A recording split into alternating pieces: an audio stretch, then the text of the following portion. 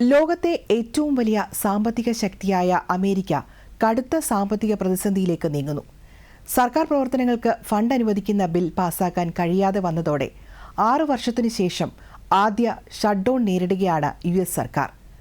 ആരോഗ്യ ഇൻഷുറൻസ് പദ്ധതിക്ക് പണം നൽകില്ലെന്ന പ്രസിഡന്റ് ഡൊണാൾഡ് ട്രംപിന്റെ നയം ഡെമോക്രാറ്റുകൾ ചെറുത്തതോടെ US സെനറ്റിൽ ധനബില്ലുകൾ പാസായില്ല.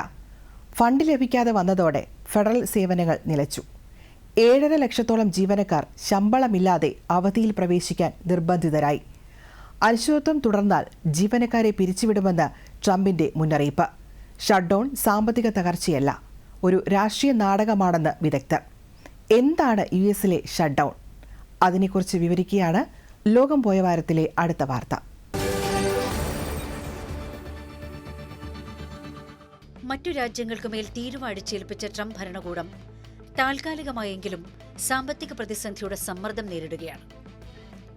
സർക്കാരിന്റെ പ്രവർത്തന ചെലവിന് ഫണ്ട് ഉറപ്പാക്കാനുള്ള ഫണ്ടിംഗ് ബിൽ സംബന്ധിച്ച് ട്രംപിന്റെ റിപ്പബ്ലിക്കൻ പാർട്ടിയും പ്രതിപക്ഷമായ ഡെമോക്രാറ്റുകളും തമ്മിലെ ഭിന്നത രൂക്ഷമായതാണ് പ്രതിസന്ധിക്ക് കാരണം. ലക്ഷക്കണക്കിന് ആളുകൾക്ക് ആരോഗ്യ ഇൻഷുറൻസ് പരിരക്ഷ നൽകുന്ന പദ്ധതിക്ക് പണം നൽകില്ലെന്ന പ്രസിഡന്റ് ട്രംപിന്റെ നയം ഡെമോക്രാറ്റുകൾ ചെറുത്തതോടെയാണ് US സെനറ്റിൽ ധനബില്ലുകൾ പാസ്സാകാതെ വന്നത്. സെനറ്റിൽ 60 വോട്ടെങ്കിലും ലഭിച്ചാലേ ബിൽ പാസ്സാകൂ. 45-നെതിരെ 55 വോട്ടിനാണ് ബിൽ പരാജയപ്പെട്ടത്. മുൻപ് നിലവിലുണ്ടായിരുന്നതും പിന്നീട് ട്രംപ് ഭരണകൂടം വെട്ടിക്കുറച്ചതുമായ ചില ആരോഗ്യ ഇൻഷുറൻസ് സബ്സിഡികളും ആനുകൂല്യങ്ങളും ബില്ലിൽ പുനഃസ്ഥാപിക്കണമെന്നായിരുന്നു ഡെമോക്രാറ്റുകളുടെ ആവശ്യം. എന്നാൽ ബില്ലിൽ കൂട്ടിച്ചേർക്കലുകൾ പറ്റില്ലെന്നായിരുന്നു റിപ്പബ്ലിക്കൻ പാർട്ടിയുടെ നിലപാട്.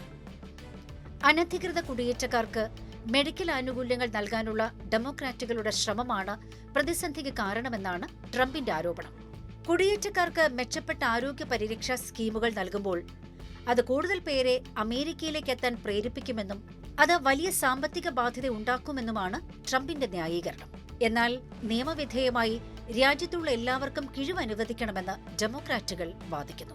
US സർക്കാർ വകുപ്പുകളുടെ പ്രവർത്തനത്തിനാവശ്യമായ സാമ്പത്തിക സഹായം സെനറ്റും ജനപ്രതിനിധി സഭയും അടങ്ങുന്ന കോൺഗ്രസാണ് അനുവദിക്കുന്നത്.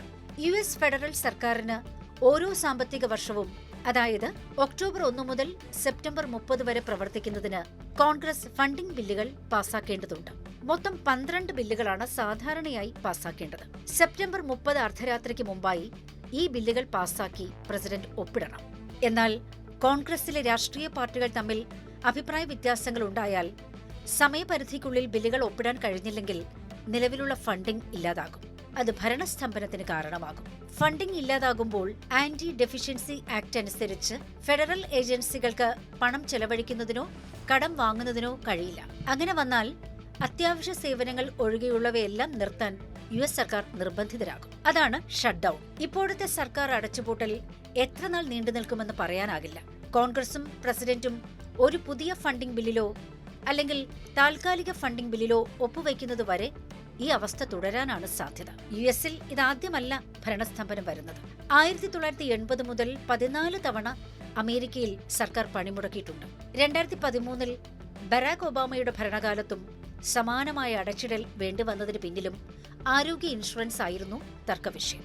സാധാരണ 8-10 ദിവസം വരെ സ്തംഭനം നീളാറുണ്ട്. ട്രംപ് ആദ്യ തവണ പ്രസിഡന്റ് ആയിരുന്ന 2019-ലുണ്ടായ സ്തംഭനം 35 ദിവസം നീണ്ടുനിന്നു. ഇത്തവണ ഡെമോക്രാറ്റുകളുടെ വിയോജിപ്പ് കൂടുതൽ ആഴത്തിലുള്ളതും തീവ്രവുമാണ്. അതിനാൽ പെട്ടെന്ന് ധാരണ എളുപ്പമല്ല. എന്നാൽ വാരാന്ത്യത്തോടെ പ്രശ്നം തീരുമെന്നും ചില റിപ്പബ്ലിക്കന്മാർ പറയുന്നുണ്ട്.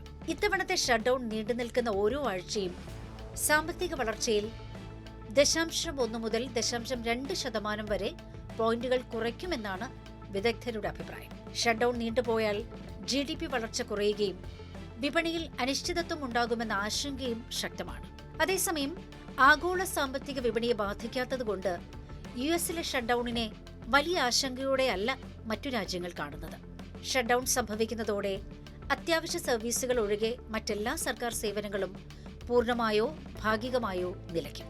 ഇത്തവണ ഫെഡറൽ ജീവനക്കാരിൽ നല്ലൊരു ശതമാനത്തെയും ഷട്ട്ഡൌൺ ബാധിക്കുമെന്നാണ് നിഗമനം. ഷട്ട്ഡൌൺ US ബഹിരാകാശ ഏജൻസിയായ നാസയെയും ബാധിച്ചുവെന്നാണ് റിപ്പോർട്ട്. സർക്കാർ സഹായം ലഭിക്കുന്നതിലുണ്ടായ തടസ്സം മൂലം പ്രവർത്തനം നിർത്തിവെച്ചതായി ഔദ്യോഗിക വെബ്സൈറ്റിലൂടെ നാസ അറിയിച്ചു. എയർ ട്രാഫിക് കൺട്രോളർമാർ, ട്രാൻസ്പോർട്ടേഷൻ സെക്യൂരിറ്റി അഡ്മിനിസ്ട്രേഷൻ ഏജന്റുമാർ, അതിർത്തി സംരക്ഷണ ഉദ്യോഗസ്ഥർ, ഫെഡറൽ നിയമപാലകർ, സായുധ സേനാംഗങ്ങൾ തുടങ്ങിയവർക്ക് ജോലി ചെയ്യേണ്ടി വരും. പക്ഷേ ഷട്ട്ഡൌൺ തീരുന്നതുവരെ ശമ്പളം ലഭിക്കില്ല. ഇത് പലപ്പോഴും സാമ്പത്തിക ബുദ്ധിമുട്ടുകൾക്കും ജീവനക്കാരുടെ കൂട്ടവധിക്കും കാരണമാകും. അതിനിടെ പാസ്പോർട്ട് അപേക്ഷകൾ, സർക്കാർ ആനുകൂല്യങ്ങൾക്കുള്ള അപേക്ഷകൾ, ചെറുകിട ബിസിനസ് ലോണുകൾ എന്നിവയുടെ നടപടിക്രമങ്ങൾ ഏതാണ്ട് നിലച്ചതുപോലെയായി. ഭക്ഷ്യസുരക്ഷാ പരിശോധനകൾ പോലുള്ള കാര്യങ്ങളും അവതാളത്തിലായിരിക്കുകയാണ്. സാമ്പത്തിക പ്രതിസന്ധി ഉണ്ടായതിനാൽ ദേശീയ പാർക്കുകൾ, മൃഗശാലകൾ എന്നിവയുടെ പ്രവർത്തനം തടസ്സപ്പെട്ടു. എയർ ട്രാഫിക് കൺട്രോളർമാരുടെ കുറവ് വിമാനത്താവളങ്ങളുടെ പ്രവർത്തനത്തെ സാരമായി ബാധിച്ചിട്ടുണ്ട്.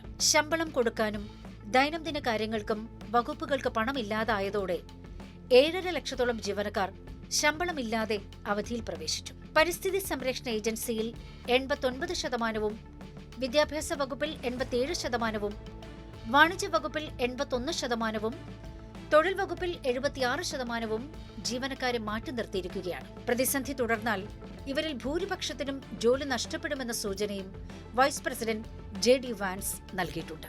ഫണ്ടിംഗ് പുനഃസ്ഥാപിക്കുന്നതുവരെ ശമ്പളമില്ലാതെ ജോലിക്ക് ഹാജരാകാനും അനേകായിരം പേർ നിർബന്ധിതരാകും. താൽക്കാലിക അവധിയിൽ പ്രവേശിക്കുന്നവരെ പിരിച്ചുവിടുമെന്നാണ് ട്രംപിന്റെ ഭീഷണി. ഇതിനിടെ ജീവനക്കാരുടെ എണ്ണം കുറയ്ക്കുക എന്ന ട്രംപ് സർക്കാരിന്റെ നയത്തിന്റെ ഭാഗമായി പല വകുപ്പുകളും ജീവനക്കാരെ കൂട്ടത്തോടെ പിരിച്ചുവിടാൻ തുടങ്ങി. US-ലെ സാധാരണക്കാർക്ക് ചില്ലറ ബുദ്ധിമുട്ടുണ്ടാക്കാറുണ്ടെങ്കിലും ഇതൊരു താൽക്കാലിക ബജറ്റ് മരവിപ്പിക്കൽ മാത്രമാണ്.